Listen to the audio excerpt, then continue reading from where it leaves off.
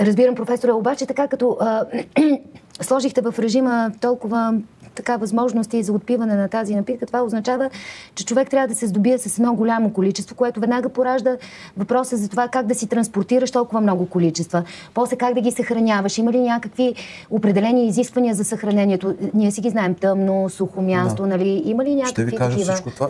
Напитката се произвежда ето в това състояние и се транспортира така.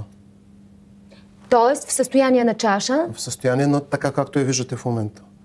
Просто нашата фабрика, нашия консорциум е наел достатъчно работници от различни места по света, които самите те поемат личната отговорност.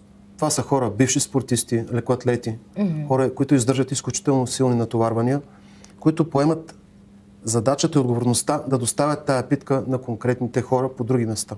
Примерно, ако вие живеете, да речем, в Румъния или в Молдова, няма никакво значение, напитката се поръчва и идва от нашата майка, фабриката майка, която произвежда. Така. Може да са 10 км, може да са 110 или 1110 км и лично човек ви я носи и я изпива пред вас. Така. Вие фактически въобще не се докосвате до напитката.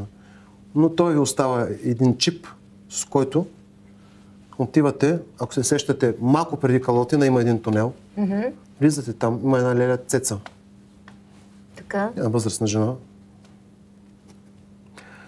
Пак се сетих нещо, което ме върна назад в детството. Тая леля Цеца пада от череша и главата й придобива форма цървул. Така. Да, и тя ходи, обута, крака си го слага в главата. Тя ходи се търкаля. Тая леля Цеца, отивате там с чипа. Така. Тя... Ох, каква история. Тя ви дава чипа. Леля Цеца ни дава чипа. Чип го прибирате и повече... Го забравяме. Добре, това са вече много неща, които ако човек не си ги запише, може и да пропусне много съществени неща.